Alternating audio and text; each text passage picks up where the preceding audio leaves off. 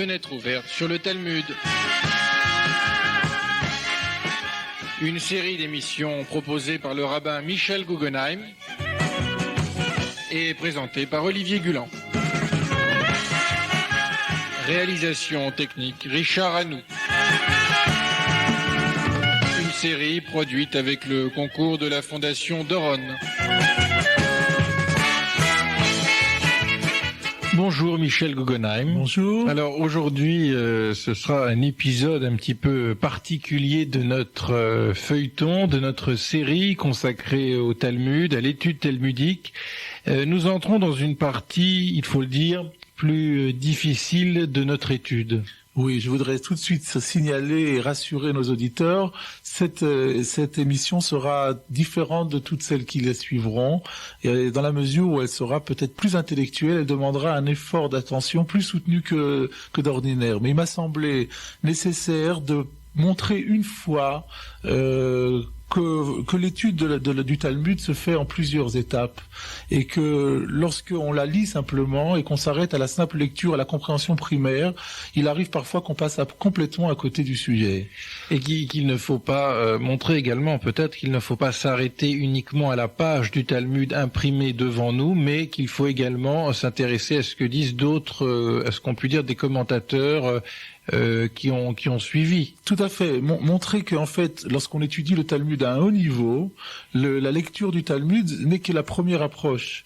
Et qu'ensuite, il y a un travail de réflexion immense qui n'apparaît donc pas dans les lignes du Talmud et que nous pouvons retrouver dans les commentaires qui n'ont cessé d'être écrits tout au long des siècles et qui permettent en fait de donner une nouvelle dimension au texte du Talmud. Alors nous allons donc essayer de comprendre donc ensemble quelques bribes de ce travail de ce travail immense, oui, et ces commentaires souvent compliqués, il faut le dire. Et je suppose que là encore, c'était probablement voulu de la part du Talmud, puisque je rappelle que nous sommes à la première page du Talmud, et il est probable que le Talmud ait voulu montrer d'entrée de jeu quelle était effectivement la méthodologie et le travail de réflexion qu'il appelle. Alors, sans plus tarder, rappelons où nous étions restés la dernière fois. Car nous allons en fait pas du tout avancer aujourd'hui par rapport au texte étudié la dernière fois, nous allons simplement l'approfondir. La Mishnah, rappelons-le, disait « À partir de quand lit-on le Shema le soir ?» Et elle répondait « C'est à l'heure où les Kohanim vont manger de la Trouma. » Nous avions dit c'est grosso modo, enfin exactement même, à la sortie des étoiles. De cela nous reparlerons plus tard. Le Talmud a posé même deux questions. Il a dit d'abord, le Tana, à quoi se réfère-t-il? Ce qui voulait dire, c'est un peu choquant et curieux, que la Mishnah commence à aborder le problème du temps de la mitzvah, à quelle époque accomplit-on la mitzvah, l'obligation religieuse de lire le schéma, avant même d'avoir annoncé le principe même de l'obligation elle-même. Logiquement, on aurait voulu qu'on dise il y a une obligation de lire le Shema, petit 1, petit 2, quand a lieu cette obligation? Pourquoi est-ce qu'on a fait l'économie du petit 1? C'était la première question. La seconde question était pourquoi le Tana, l'auteur de la Mishnah, a-t-il choisi de traiter de l'obligation de lire le Shema le soir d'abord, puis plus tard de l'obligation de lire le Shema le matin, puisque en fait c'est une obligation biquotidienne, une fois le soir, une fois le matin. Il aurait été plus logique de commencer par le matin, puis par le soir. C'était les deux questions de base. À quoi le Talmud a donné d'abord une première réponse, qui était la Mishnah, en fait, a économisé le rappel de l'obligation du Shema, parce que Akra Ka'e, il se réfère au verset. Tout le monde est supposé connaître le verset de la Torah, dans lequel il dit tu parleras de ces paroles à ton coucher et à ton lever. Et cette réponse répond à la deuxième question aussi, puisque il était donc normal de parler du soir et ensuite du matin, puisque la source de cette obligation de lire le soir et le matin repose sur les mots mêmes de à ton coucher et à ton lever. Donc le coucher d'abord, le lever après. Pourtant, les réponses que donne la Guémara sont étranges, ou elles sont présentées d'une façon un peu étrange. Alors ce qui est étrange, c'est que la Guémara ne se contente pas de dire ce que je viens de dire, et qu'elle rajoute encore une phrase qui paraît complètement superflue. Je rappelle cette phrase, peut-être ceux qui ont un livre sous les yeux peuvent lire avec moi. V'achi katani. Et voilà ce que la Mishnah voulait dire. Elle rajoute à la réponse que nous venons de faire les mots suivants. Et voilà ce que la Mishnah voulait dire. Zman kriyat shema dishriva. Le temps de lire le Shema au coucher, quand est-ce? C'est lorsque les Kohanim vont rentrer manger de la trouma.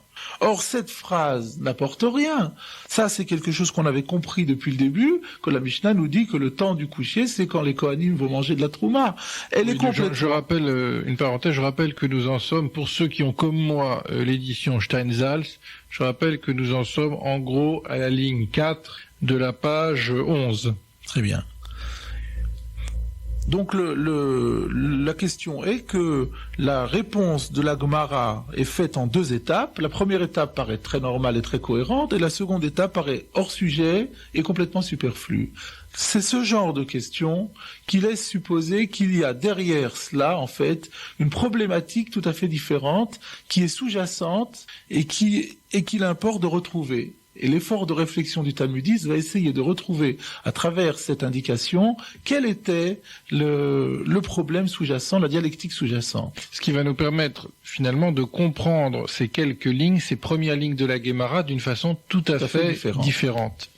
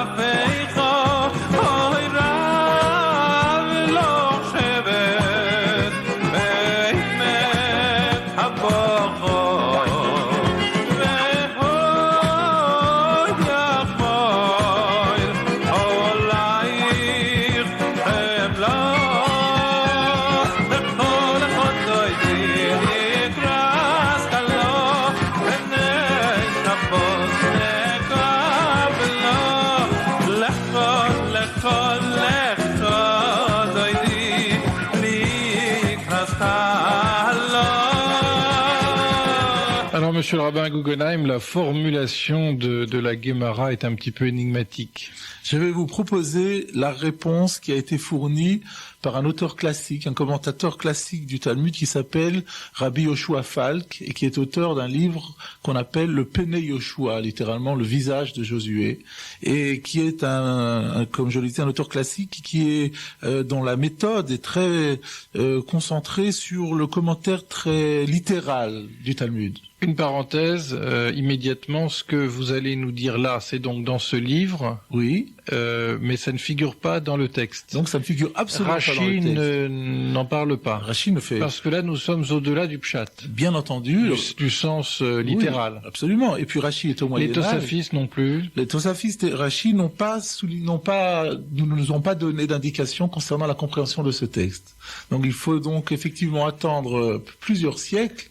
Là, nous sommes au 19e siècle, je crois, au 18e, pour trouver ce commentaire sur ce passage-là. Mais tout de même, les gens qui ont étudié le Talmud avant ce rabbin qui est venu plusieurs siècles plus tard ont posé, j'imagine, la même question. J'imagine qu'ils ont posé la même question, et ou bien ils ont fourni la même réponse, ou bien ils ont eu d'autres réponses, mais ils ne nous ont pas fait n'en ont pas fait profiter de la postérité. C'est-à-dire qu'il n'y a pas de texte classique où nous trouvions une telle réponse. Alors profitons de ce texte classique.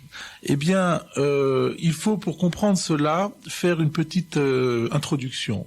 Dans le 3e chapitre de Brachot, il est fait état d'une discussion qui peut paraître étonnante après tout ce que nous avons dit dans cette émission, à savoir que il y a un débat pour déterminer si l'obligation de lire le Shema 2 fois par jour, le matin et le soir, tire son origine dans la Torah, c'est-à-dire fait partie des mitzvot de la Torah, ou bien si c'est seulement une obligation rabbinique. Comme vous le savez, il y a, à part les lois de la Torah, d'autres obligations qui ont été rajoutées par les rabbins. À un moment quelconque de l'histoire, le grand Sanhédrin s'était réuni et avait légiféré, rajouté des obligations. Jusqu'à présent, nous avons considéré d'une façon quasiment évidente, a priori, que la lecture du schéma était une obligation de la Torah. Bien sûr, puisque nous avions fait référence au mot même du schéma où il est dit « Vedi bartabam », tu en parleras à ton coucher et à ton lever. On peut effectivement remarquer qu'on dit dans le schéma lui-même « tu en parleras », mais il n'est pas dit « tu parleras » de cette façon précise. Oui. C'est-à-dire que l'on pourrait effectivement penser qu'il s'agit de l'ensemble de la Torah, qu'on parlera de l'ensemble de la Torah. C'est tout à fait exact. C'est ce que dira la deuxième opinion. La deuxième opinion va dire, mais le verset qui dit tu en parleras quand tu seras installé dans ta maison, quand tu seras en voyage, à ton coucher, à ton lever, ne parle pas de cette obligation de lire ces mots-là 2 fois par jour. Elle se réfère à l'étude de la Torah dans sa totalité, qui est effectivement, nous l'avons eu l'occasion de le dire déjà, une obligation qui n'a pas de limite dans le temps, qui est permanente. Et d'après cette nouvelle opinion que nous dévoilons maintenant, il s'avère qu'il n'y a absolument plus aucune obligation de par la Torah. Nous n'accomplissons plus un commandement divin quand nous récitons le Shema matin et soir. C'est simplement une obligation rabbinique. Nous réduisons en quelque sorte la mitzvah à une mitzvah de nature un peu inférieure. Je signale quand même pour les auditeurs, bien que ça n'ait pas d'importance pour la suite, que sur le plan de la halacha, c'est-à-dire sur le plan de la pratique, sur le plan décisionnaire, c'est quand même la première opinion que nous avions déjà citée qui a été retenue. Donc en fait, aujourd'hui, il est admis que quand nous accomplissons cette mitzvah, c'est bien une mitzvah de la Torah. Mais cependant, remettons-nous maintenant dans la mentalité de l'étudiant de la Gemara de Brachot au tout début, eh bien, à ce moment-là, la halacha n'est pas encore tranchée. Et la question peut donc se poser de manière logique, de savoir que pense l'auteur de notre Mishnah sur ce sujet? Est-ce que l'auteur de notre Mishnah pense que la mitzvah de lire le Shema vient de la Torah et d'origine divine, ou bien est-elle le reflet d'une disposition rabbinique? Et ça va nous permettre effectivement maintenant de comprendre et de lire le texte que nous venons de lire, donc de lire ces première ligne de la Guémara d'une façon différente. Je dois encore poser une petite introduction et après tout va couler tout seul. C'est que on pourrait imaginer que la loi exprimée dans la Mishnah prouve indubitablement que c'est une obligation rabbinique. Car en effet, que dit la Mishnah? C'est que le temps de lire le Shema le soir, c'est un temps qui est fixe, immuable, c'est la sortie des étoiles, la tombée de la nuit, puisque nous avons dit que la Gemara dira tout à l'heure, plus tard, que lorsque les Kohanim vont manger la Trouma, ça correspond à la sortie des étoiles.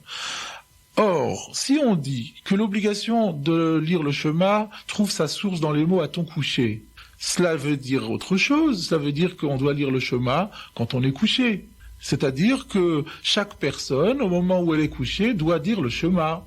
Si on dit que c'est une obligation qui est liée à ce terme. Vous voulez dire que ce qui caractérise l'obligation rabbinique, c'est un temps précis? Si c'était une obligation rabbinique, elle peut être liée à un temps précis, de même que si c'était une obligation thoraïque autre. Mais si c'est une obligation thoraïque qui repose sur le terme de « à ton coucher », alors il est exclu que ce soit un temps qui soit fixe et identique pour tous, puisqu'il est dit « quand tu te coucheras ».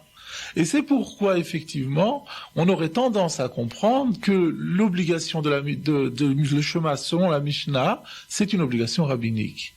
Et si c'est une obligation rabbinique, alors les questions que la Gemara a soulevées vont prendre une autre dimension, une autre ampleur. Et maintenant, je vous invite à relire les deux questions de la Gemara qu'elle a posées en entrée de jeu. Elle a demandé, le Tana, à quoi se réfère-t-il? Pourquoi fait-il l'impasse sur le rappel de l'obligation lui-même du Shema? Oui. Alors donc, pour que les choses soient bien claires pour nos auditeurs, puisque bon, ce n'est pas évident, mais bon, on rappelle tout de même, monsieur le rabbin, que d'abord, dans les précédentes émissions et dans les émissions suivantes, nous adopterons un rythme un petit peu différent et on étudiera des choses peut-être plus simples. Mais là, on a voulu marquer le coup une fois. Donc, simplement, pour que les choses tout de même soient un peu plus claires pour nos auditeurs, donc en fait, ce que vous voulez dire, c'est que le Tana, que l'homme, que le rabbin qui va maintenant poser la question, qui n'est pas un Tana, c'est un Amora, que l'Amora, pardon, qui va poser la question au début de ce texte, de cette page de Gemara, en fait, implicitement nous dit, vraisemblablement, en tout cas, il y a une opinion qui est de dire que cette récitation du schéma est une obligation rabbinique, et je pars de ce principe pour poser la question. Voilà. Et dans ce cas-là, la question à partir de là, il pose un certain nombre de questions. Alors allons-y. La première question. Relisons le texte. Tana Echakai. Le Tana, à quoi se réfère-t-il? C'est-à-dire, dans la mesure où l'obligation du Shema n'est écrite nulle part avant la Mishnah, elle ne figure plus dans la Torah, d'après ce que nous avons dit. À ce moment-là, la Mishnah aurait dû d'abord nous dire qu'il y existe une obligation. Il y a bien une obligation. Il y a bien une obligation, et après on étudiera les modalités. Au lieu de demander à partir de quand. Donc c'est une autre nouvelle question. La deuxième question c'est Vetu Maïshena de Tani Baravit Bereisha Litne de Shacharit Bereisha. Pourquoi commencer à parler, à traiter du Shema du soir? Il aurait mieux valu traiter du Shacharit du matin. Nous avions dit mais c'est évident, il y a écrit à ton coucher, à ton lever. Quelle est la question? Mais en fait, on peut plus invoquer maintenant dans la mentalité de celui qui pose la question le verset de à ton coucher, à ton lever, qui ne se réfère nullement à la lecture du Shema, mais à toute autre chose, à l'étude de la Torah. À l'étude de la Torah en général. Par conséquent, puisque encore une fois, on part du principe qu'il s'agit d'une obligation rabbinique et non pas d'une obligation de la Torah que l'on tirerait au conditionnel de ce texte. Absolument. Et alors donc, ce serait complètement erroné de faire intervenir un verset. Alors, réponse. Alors la réponse du Talmud, Tana Akra Kae, va consister en un bouleversement total de la modalité. On revient à ce que nous disions. À ce qu'on avions dit au tout départ, et à savoir qu'effectivement, contrairement à ce qu'on avait pu croire, c'est bien le Tana de notre Mishnah pense bien référence à la Torah et pense que l'obligation de lire le Shema nous vient de la Torah. Alors il est évident, donc Tana Akra Kae, il se réfère au verset. Quel verset? Le verset qui dit à ton coucher et à ton lever. Et du même coup, on comprend pourquoi on commence à parler du soir et après le matin, puisqu'on suit le rythme du verset qui dit à ton coucher d'abord et à ton lever après. Voilà, donc l'Amora part du principe qu'il s'agit vraisemblablement d'une obligation rabbinique et en fait le Talmud vient nous répondre, pas du tout, le Tana faisait bien référence à la Torah. Torah. Le fait que le schéma est une obligation de la Torah, contrairement à ce qu'on aurait pu imaginer. Absolument. Et on comprend mieux la réponse. On comprend mieux la réponse et nous allons comprendre maintenant la deuxième question et la deuxième réponse. C'est-à-dire pourquoi on avait besoin dans la réponse de reprendre, faire une périphrase de la Mishnah en disant V'achi katani, et voilà comment il faut comprendre la Mishnah, le temps du coucher, quand est-ce, c'est quand les Kohanim vont manger de leur trouma. On avait dit ça paraissait stérile. Or, d'après ce que nous disons, ça n'est plus stérile du tout, c'était absolument nécessaire. En effet, nous avions dit qu'on était parti du principe que la mitzvah est rabbinique, car si elle était toraïque, si elle venait de la Torah, pourquoi fixerait-on un temps fixe pour tout le monde, alors qu'il est dit à ton coucher? Si c'est à ton coucher, donc c'est quand on va se coucher, mais pas à la sortie des étoiles. Il y a des gens qui se couchent à la sortie des étoiles, mais il y a des couches tard, pour qui ce serait incongru de dire que c'est leur coucher et de leur faire réciter le Shema à ce moment-là. Donc comment est-ce qu'on peut se permettre de dire que c'est une mitzvah toraïque et de dire en même temps que le temps est le même pour tout le monde? C'est à cela que la Gemara s'attelle maintenant et qu'elle répond dans ces mots-là en disant que la question de la Mishnah quand elle dit Meh Matai, c'est que même s'il est dit dans la Torah que c'est à ton coucher, ça veut sûrement dire la période du coucher, qui est pour tout le monde la même période.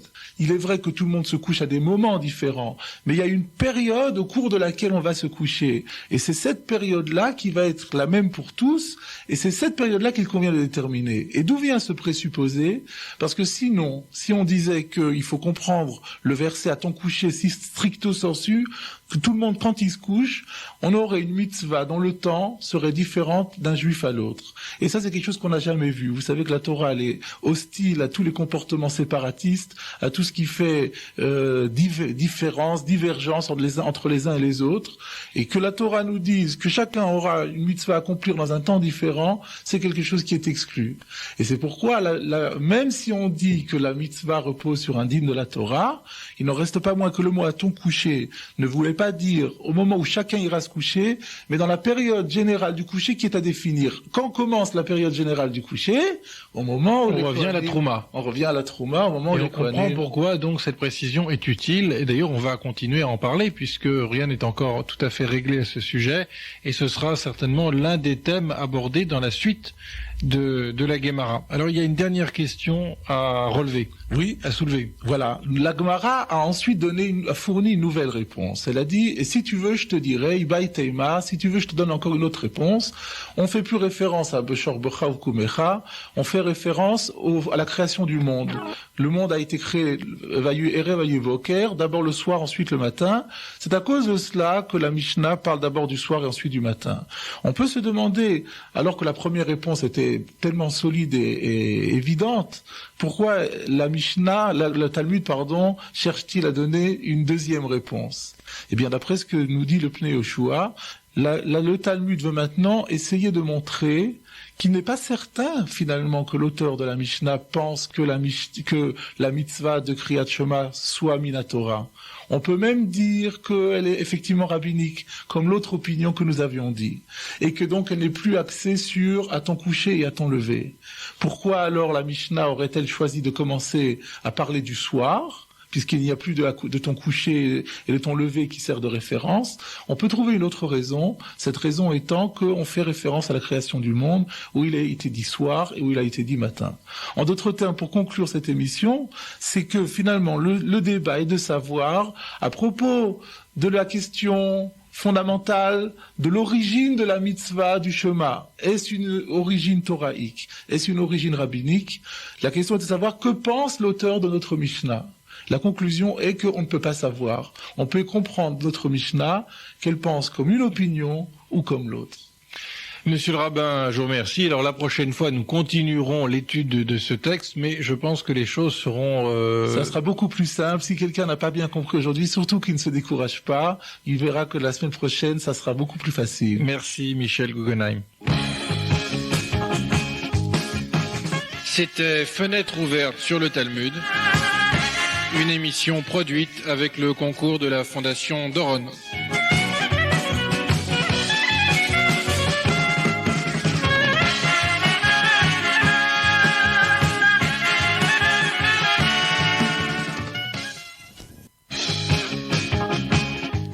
Fenêtre ouverte sur le Talmud. Une série d'émissions proposées par le rabbin Michel Guggenheim et présentée par Olivier Gulan. Réalisation technique Richard Hanou. Une série produite avec le concours de la Fondation Doron. Monsieur le rabbin Guggenheim, bonjour. Bonjour. Alors nous rappelons rapidement à nos auditeurs où nous en sommes. Eh bien nous en sommes à la première page de la Gemara, de la première Mishnah du premier traité du Talmud, Brachot.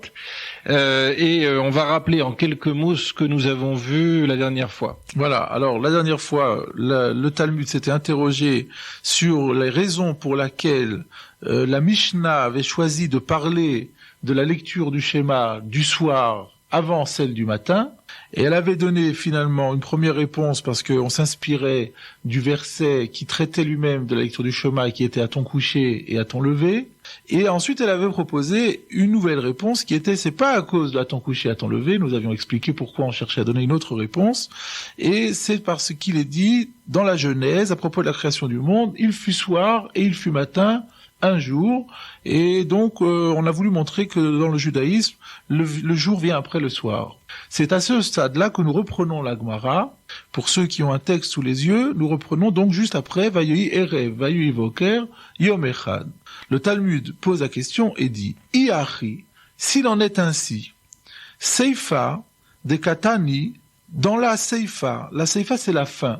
La fin, ça désigne en fait une Mishnah que nous verrons plus loin. On peut s'étonner a priori pourquoi on l'appelle la fin, puisque c'est une autre Mishnah. Mais c'est parce que il faut savoir que lorsque Rabbi Yehuda Hanassi a composé sa Mishnah, il n'a fait que des chapitres. Les chapitres n'étaient pas divisés. Donc un chapitre, ça formait une seule Mishnah. Le découpage que nous avons devant les yeux est venu tardivement, c'est le Talmud qui l'a introduit pour des commodités de commentaires. Et c'est pourquoi le Talmud, quand il fait référence à une Mishnah qu'on voit plus loin, il l'appelle toujours la Sefa. Donc, c'est-à-dire, en fait, donc, un peu plus tard, la Mishnah va enseigner, Beshachar mevarer shtaim lefanea, ve'achat lacharea, ou ba'erev mevarer shtaim lefanea, ou shtaim lacharea. Ce qui signifie, le matin, on bénit, ou on récite 2 bénédictions avant, et une bénédiction après. Tandis que le soir, on bénit 2 bénédictions avant, et 2 après. De quoi s'agit-il? Avant et après, le schéma. Alors justement, n'oublions pas. Il s'agit toujours du Kriyat Shema, mais maintenant, la Mishnah, après avoir traité de la lecture du Shema proprement dite, va traiter de ce qui entoure le Shema dans le rituel. Et il y a, nous enseigne la Mishnah, des bénédictions qui encadrent la lecture du Shema, aussi bien le matin que le soir. Ceux qui sont coutumiers, ceux qui ont l'habitude de faire leur prière, savent effectivement qu'il y a des bénédictions avant et après. Et la Mishnah nous montre qu'il y a une sorte de dissymétrie. C'est pas le même nombre de bénédictions que l'on récite le matin et le soir, puisque s'il est vrai que matin et soir, il y a toujours 2 bénédictions qui viennent avant. Prenons par exemple le soir, il y a d'abord Asher Bidvarom Mariv Aravim qui se termine par Mariv Aravim, puis il y a Avat Olam qui se termine par Ohev Amo Israël. Le matin également, il y a 2 bénédictions avant. Par contre, il y a une différence entre le matin et le soir par rapport aux bénédictions qui suivent. Le matin, il y a une seule bénédiction qui se termine par Gaal Israël, qui a sauvé Israël, et on embraye directement sur l'Amida à ce moment-là, alors que le soir, il y a 2. Il y a Goël Israël, Gaal Israël, et il y a aussi Shomer Amo Israël Lahad, celui qui garde Israël pour l'éternité. Et Tosfot d'ailleurs signale au bas de la page la raison pour laquelle les rabbins n'ont pas voulu, parce que c'est les rabbins qui ont institué les bénédictions, c'est pas de la Torah. Et pourquoi les rabbins ils ont créé ainsi une dissymétrie, c'est qu'en fait, c'est le Talmud de Jérusalem qui l'explique. Ils ont voulu faire référence à un psaume, un verset des psaumes. Dans le psaume 119, il est dit Sheva Bayom Hilalticha. C'est David, le roi David, qui a composé les psaumes, qui s'adresse à Dieu et qui lui dit 7 fois dans la journée je t'ai loué. Donc on voit qu'il y a une importance dans la louange à Dieu lié au nombre 7. Et les rabbins, donc, ils ont voulu effectivement marquer cette idée en instituant 7 bénédictions. C'est pourquoi on n'a pas fait 4 et 4. On a fait 4 et 2, 1, 2 et 1. Oui, c'est-à-dire en fait 3 le matin, 4 le soir, et en tout on arrive donc à 7. 3 et 4, ça fait 7.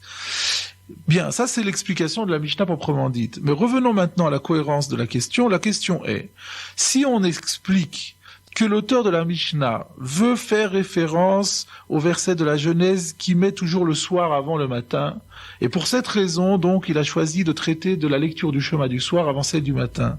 Pourquoi alors après modifie-t-il sa méthode? Pourquoi commence-t-il par dire le matin on fait tant et tant de bénédictions, puis le soir on fait tant et tant de bénédictions?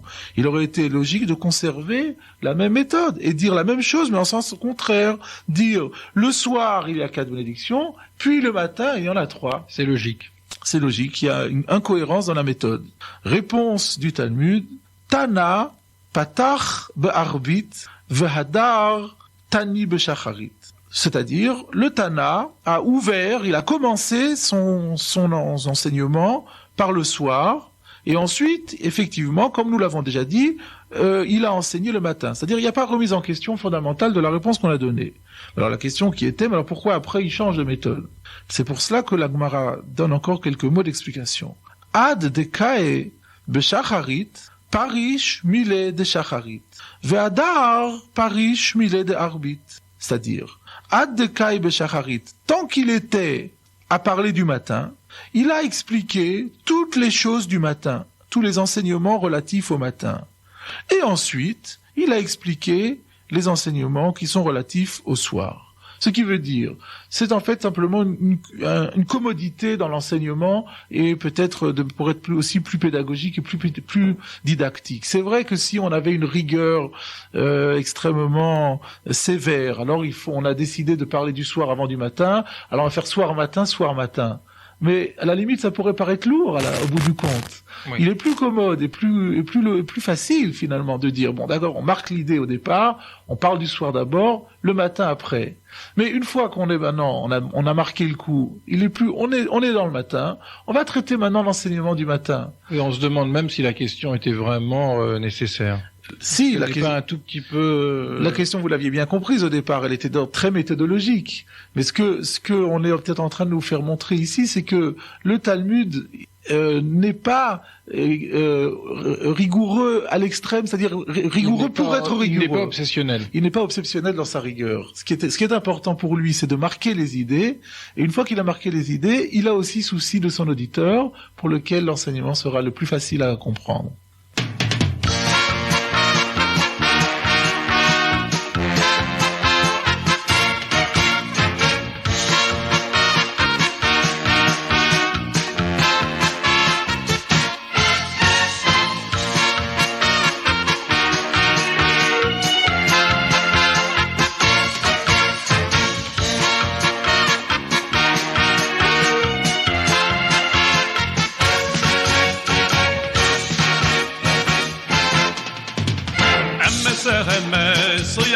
Rishoin veyatu yachroin oyam mesechemes oyatu rishoin veyatu yachroin imi balu de khuayin luni melad yani mashiya imi balu de khuayin luni melad yani mashiya oyam mesechemes oyatu rishoin veyatu yachroin oyam mesechemes oyatu rishoin veyatu yachroin imi balu de khuayin luni melad yani mashiya imi balu de khuayin luni melad yani mashiya ay la la la la la la la ay la la la la la la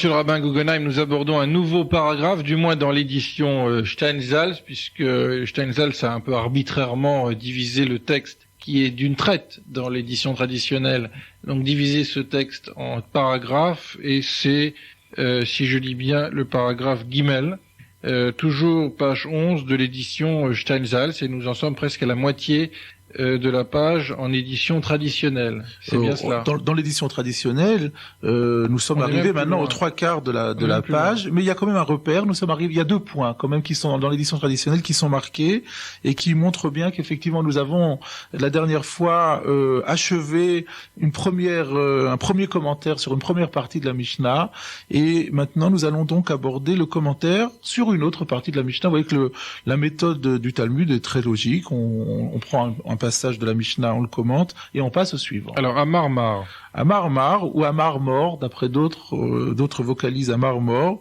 c'est une expression, si on la traduit littéralement, ça veut dire le maître a dit, ou on a dit. Mais en fait, ceux qui ont l'habitude de la Gemara savent que c'est une expression consacrée pour faire un retour en arrière. C'est pour reprendre une phrase qui a été citée plus haut et en faire un objet de commentaire. Donc, en fait, ici, il s'agit de la phrase de la Mishnah elle-même. Comme vous le voyez, vous pouvez le constater, Amar Mar, Misha'a, Shea Kohanim, Nichnasim, Le'echol, Bitrumatan. C'est-à-dire que c'était le temps qui avait été annoncé par la Mishnah comme étant celui à partir duquel, le soir, on peut s'acquitter de l'obligation de lire le Shema, à partir de l'heure où les Kohanim peuvent rentrer. Nous avions expliqué dans les premières émissions qu'il s'agit des Kohanim qui étaient en état d'impureté et qui s'étaient purifiés par immersion dans le bain rituel, l'heure à partir de laquelle ces Kohanim peuvent rentrer chez eux et manger à nouveau le prélèvement sacré que seuls les Kohanim ont le droit de manger et qu'ils peuvent manger seulement en état de pureté. Ça, c'était donc la citation. Quand on fait la Mishnah, on ne sait pas en fait de quelle période il s'agit. Alors la Gemara, elle le sait. On va voir tout de suite qu'elle le sait. Et voilà comment elle s'exprime en posant une question. Mikedi Kohanim eimat ka'achle truma mishaat set akochavim. Litne mishaat set akochavim. Je traduis. Mikede, étant donné que les Kohanim, quand est-ce qu'ils mangent de leur trouma? C'est en vérité à partir de l'heure de la sortie des étoiles. C'est-à-dire que là, le Talmud a une information que nous n'avions pas. Il se base sur d'autres textes plus explicites que le nôtre, et c'est d'emblée... On pouvait le supposer. On le supposait parce que nous l'avions annoncé, mais en fait, on n'aurait pas réellement pu le savoir sans étudier d'autres textes. On aurait pu... Ça paraît a priori arbitraire. Nous allons voir sur quoi ça repose, en fait. Ça repose sur l'interprétation d'un verset. Mais admettons donc la chose comme connue et comme certaine. L'heure, en fait, à laquelle les Kohanim peuvent manger de la trouma, c'est l'heure de la sortie des étoiles. Les fameuses 3 étoiles. Les 3 étoiles qui déterminent pour nous toujours la tombée de la nuit. Et par exemple, la fin de Shabbat. La fin de Shabbat, exactement. Et d'une manière générale, toutes les fêtes commencent et terminent à la tombée de la nuit. Sauf qu'il y a une période crépusculaire qui fait qui est une période douteuse, qui est ni jour ni nuit. Et donc les fêtes, on les fait commencer avant le crépuscule pour être certain de ne pas empiéter. Et quand nous disons que la sortie des étoiles, c'est la tombée de la nuit, en fait, c'est-à-dire c'est la première période à partir de laquelle on est certain qu'il fait effectivement nuit. Parce que ça, c'est une particularité de la loi juive, c'est que le moment précis où on passe du jour à la nuit est un moment inconnu, un moment qui nous échappe. C'est ce qu'on appelle le Ben Hashmashot. Alors, une parenthèse de nouveau, une question sans doute naïve. Comment faisaient aujourd'hui, bon, on a des montres, c'est très clair, mais comment faisaient les Juifs d'Eretz Israël, par exemple, ou les Juifs qui vivaient à Babylone? On travaillait avec le cadran solaire, tout simplement. On vivait comme dans le temps. Non, mais quand il pleuvait? Quand il pleuvait, ça posait effectivement un problème. À ce moment-là, on avait probablement des sabliers ou ce genre de choses pour avoir des repères. Mais c'est vrai qu'on voit dans le Talmud qu'on a craint les jours de nuages, puisque c'est à cause de ça, par exemple, qu'à Pessah, on avance l'heure de défense du Hametz à cause justement de la crainte qu'il y ait un jour nuageux et que les gens n'arrivent pas à calculer le midi exact. Donc, mais il n'y a pas de règle particulière pour agir s'il pleut ou s'il y a de gros nuages. C'est-à-dire, il y a la législation du doute. Comme nous savons, quand on est en doute, alors on va, en toute chose, on adopte l'attitude sévère. Donc, quel que soit, si on sait pas si Shabbat est sorti ou pas, on attend la nuit vraiment, c'est cela. Vraiment noir. Parce que pour les 3 étoiles, c'est pareil, il peut y avoir des nuages et on peut ne pas les apercevoir. Donc, c'est vrai qu'aujourd'hui, où nous avons des montres, c'est plus facile. Bien, alors revenons au texte. Alors, donc, le Talmud demande, puisque finalement, le temps où les Kohanim mangent de la Trouma, c'est quand? C'est la sortie des étoiles. L'Itne, on n'avait qu'à enseigner Mishat c'est Kochavim. Alors c'était tellement plus simple, tellement plus commode de dire que c'est à partir de l'heure de la sortie des étoiles. Quel intérêt de nous référer de prendre comme temps une référence qui est un autre temps et qui n'est pas, enfin, l'expression du même temps, mais une expression qui n'est pas plus claire finalement que l'autre. Pourquoi ne pas avoir dit simplement la sortie des étoiles, et là ça tout le monde sait ce que c'est. Réponse de la Gemara. Milta agav urre kamashmalan. En fait, la Mishnah est venue nous enseigner, Milta, un enseignement, agav urre en passant. Donc la Mishnah n'a pas voulu seulement nous enseigner, nous donner la réponse à la question qu'elle a posée, quand est-ce qu'on lit le Shema. Elle a voulu profiter de cette occasion pour nous donner un nouvel enseignement encore. Voilà quelque chose de typique aussi, et peut-être qui peut paraître étonnant pour des gens qui ne sont pas accoutumés à la Mishnah, c'est que on est en train d'enseigner un secteur de la loi, on profite de cet enseignement pour donner un enseignement dans un autre secteur de la loi qui n'a rien à voir. Sauf qu'il a à voir ce point commun concernant l'enseignement donné. C'est-à-dire, Kohanim emat ka'achle, la Mishnah veut nous dire, et les Kohanim emat ka'achle batrouma, quand est-ce que les Kohanim ont le droit de manger de la trouma? Misha'at set akochavim, c'est à partir de l'heure de la sortie des étoiles. Donc, en d'autres termes, si la Mishnah avait voulu seulement nous enseigner quand on lit le Shema, à partir de quand on lit le Shema, il aurait dit la sortie des étoiles. Elle a dit, mais je vais encore enseigner à mon lecteur autre chose. Je vais lui dire que cette sortie des étoiles, c'est pas seulement le temps de repère pour la mitzvah du Shema, cette sortie des étoiles est également un temps pour une autre mitzvah. Oui, enfin, c'est tout de même pas l'unique raison. Ah, c'est l'unique raison. C'est l'unique raison.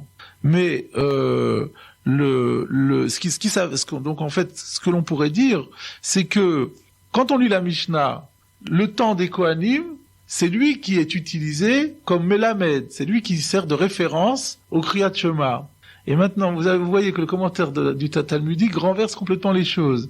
C'est pas les Kohanim qui servent d'éclairage pour le Shema, c'est le contraire. C'est le temps du Shema qui va servir d'éclairage au temps des Kohanim. Et parce qu'on aurait pu penser que c'était un autre temps, semble-t-il, et on vient nous dire, c'est important que vous sachiez, et d'emblée, dès le début du Talmud, on vous dit, les Kohanim ne peuvent manger leur trouma qu'à partir de la sortie des étoiles.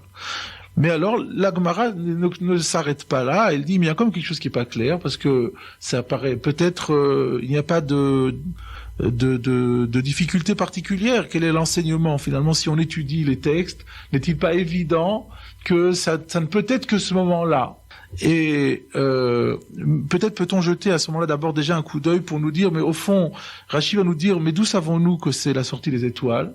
Rashi nous dit, Shehu Gumar Biat Hashemesh, parce que en fait la sortie des étoiles, c'est considéré comme étant la fin ultime du coucher du soleil. Le soleil met du temps à se coucher, il disparaît à l'horizon.